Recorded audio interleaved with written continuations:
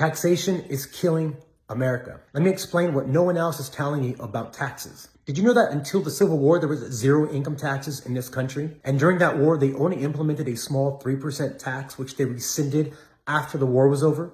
Now comes World War I, and we're expected to finance the war efforts with the money of hard-working Americans.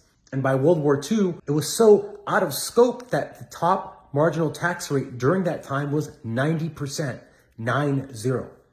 And once the government got control of that and the power, they have never let it go. In fact, they have kept growing and growing and growing like a cancer. And the way to stop that is to take away the fuel that allows that growth. And that fuel is your money. Now, there's two other ways that the government can secretly tax you. And that is inflation and fees. Inflation is what's called a secret tax. And inflation comes because the government overspends and prints too much money, thereby devaluing the dollar because they're increasing the supply so much. And the other way is by fees. Every aspect of your life is dictated by a fee you pay. Let me explain. You want to go drive to go get some dinner. Now, to drive that car, when you buy it, you have to pay a tax. But in order to drive it on the public streets, you need a registration. And you have to pay a fee for that. And you can't get that registration unless you have an ID or a license. And that license costs a fee. Now, you put money in that gas tank to drive it. Well, that gas is taxed. We have a gas tax in California that's over $1 a gallon. And when you park that car, if you park it at a meter, you have to pay another fee to park your car. And you walk in the restaurant and you eat your food, you're going to have to pay a 10% tax just to eat food at a restaurant.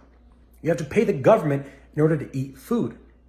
There's an inverse correlation between freedom and taxes. The more taxes you have, the less freedom you have.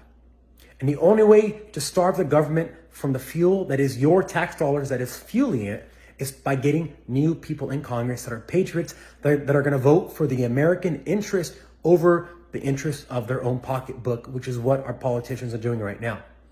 This is why I love cryptocurrency, because it allows you to transact financially off the grid without the government's prying eyes in your business or with the ability to tax you. And that's why they hate cryptocurrency and they want to take it over. That's also why I joined the board of BankX a few years ago. BankX is an incredible stablecoin that they've built where the individual person creates the currency, earns interest off that currency, and controls the currency and possession of that currency the entire time. Unlike when you go to the bank, you deposit your money, that money is no longer yours, it's the bank's. You can ask for it back as long as the bank has enough money to give it back. But we've seen time and time again, bad banking decisions leads to financial crisis, leads to a run of the bank, leads to not enough money available to give the money back that people put in. So if you want to check out more about BankX, you can go to bankx.io. But you need to start hounding your congresspersons and your city council people and everyone you can and say, if you increase taxes or fees on us, we're going to vote you out of office and vote in someone who wants to give more freedom to the American people.